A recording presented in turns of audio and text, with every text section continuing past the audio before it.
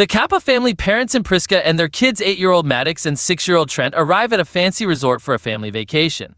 After settling into their rooms, Trent befriends a young boy named Idlib, and they do activities like asking other resort patrons what their names and jobs are. Idlib shows Trent a special code to decipher messages. Meanwhile, Guy and Priska discuss that this is just one last trip they want to give the kids before they divorce, which is made worse because Priska is suffering from a stomach tumor. At breakfast, a middle-aged doctor named Charles is sitting with his younger vain wife Crystal, daughter Kara, and his mother Agnes. Nearby, a woman named Patricia is having an epileptic seizure, which Charles helps with, while her husband Jaron also tries to help. Trent also spots Idlib, as they made plans to hang out again that day, but the resort manager makes him leave the area. The Kappas, plus Charles and his family, all board a van that takes them to a private beach. There, Maddox recognizes a rapper, mid-sized sedan, real name Brendan Smith, who was earlier seen with a female companion who went skinny dipping. The kids all play together while the adults lounge on the sand. The girls find old dolls buried in the sand left behind by other kids.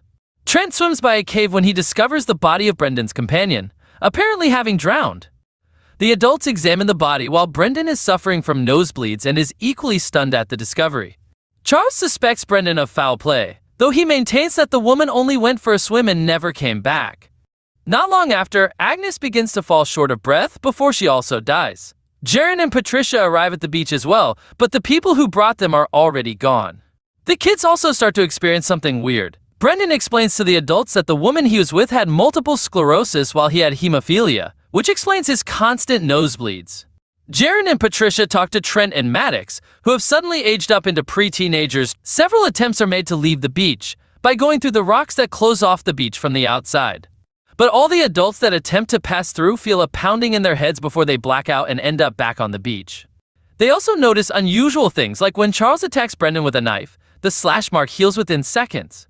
Not long after, Brendan finds that the dead body of the woman he was with has now fully decomposed to nothing but bones within hours, making them realize that there's something time-related occurring on the beach. Suddenly, the tumor in Priska's stomach starts to cause her pain and distress. The adults try to help her, with them feeling around for the tumor at first and describing it as the size of a golf ball. They proceed to perform surgery to remove the tumor, which has now grown to the size of a cantaloupe. The cut in Priska's stomach heals rapidly after the procedure. Trent and Kara age up even more into teenagers young. What's more is that Kara has somehow become 5 months pregnant within a matter of minutes, after apparently having sex with Trent minutes earlier. The adults prepare themselves for the birth, which happens rather quickly, but the baby dies after a minute due to a lack of attention. The other adults start to show more visible signs of aging, but Crystal takes the process much harder than the others. Charles starts to lose his mind to schizophrenia, leading him to stab Brendan to death. The others take his weapon away while trying to come up with an alternate plan of escape. Knowing they can't go through the rocks, Jaron attempts to swim to find a way out. While this happens, Trent and Maddox come across a notebook left by a previous visitor, with names and medical conditions written down. They also notice what looks like people in the distance observing them. Maddox talks to Priska about whether or not she and Guy are splitting up. Priska admits that she was seeing another man. Although Priska tries to explain herself, Maddox is angry with her. She goes out to the beach and attempts to be strong and find a way out herself, but she finds Jaron's body, apparently having gone unconscious and drowned. Upon seeing his body, Patricia suffers a fatal seizure. Kara then desperately tries to find a way out and starts climbing up the rocks to try and make it to the top, but before she can make it high enough, she too blacks out and falls to her death, leaving Trent devastated. It is now nighttime. Charles has become fully unhinged while Crystal is also losing her mind at her rapid aging and declining physical state. She has grown a calcium hump on her back.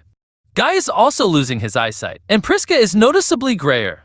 Guy and Priska talk about the other man in Priska's life, with Guy admitting he knew about him and wished that he did more to keep their marriage working.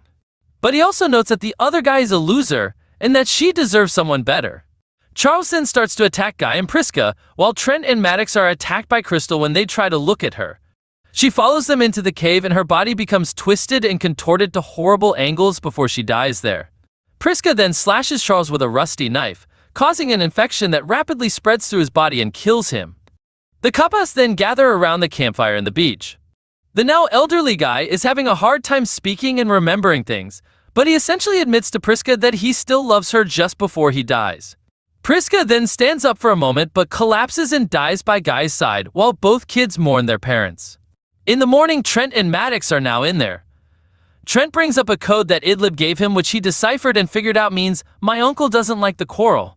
The siblings spot a coral reef nearby and realize that it must be their way out. The two swim out there, but Maddox's clothing gets stuck on the coral. When the two don't resurface, Theo, the van driver who brought the families to the beach, director M. Night Shyamalan, reports to his bosses, from his observation post on a cliff overlooking the beach, that all members of Trial 73 have perished. When Theo drives back to the resort and to a lab area, it is then revealed that the resort is a front for a medical research team named Warren that lures people with medical conditions to the beach to perform clinical trials for life-saving drugs, given to them in the cocktails served upon arriving. They know that the supernatural beach, possibly powered by the mystical coral, speeds up the aging process, so they reduce the trials to a whole day for better results. They believe they cured Patricia's epilepsy since she didn't have a seizure for 8 hours, which is equivalent to about 16 years on the beach. The resort manager and others attempt to poach their latest victims until they are stopped by Trent and Maddox, who manage to free themselves from the coral. Trent finds a man he spoke to when he was still a kid, knowing the man is a police officer. He hands the man the journal found on the beach, which details the names of many missing people and their medical conditions. Idlib comes out and recognizes Trent even as an adult. Trent and Maddox reveal the truth to everyone while all the resort staff realizes they are screwed. Authorities come to arrest all the resort employees, while in the final scene, the officer takes Trent and Maddox by helicopter away from the island to be with their aunt, who is not ready to see that her niece and nephew are full-grown adults.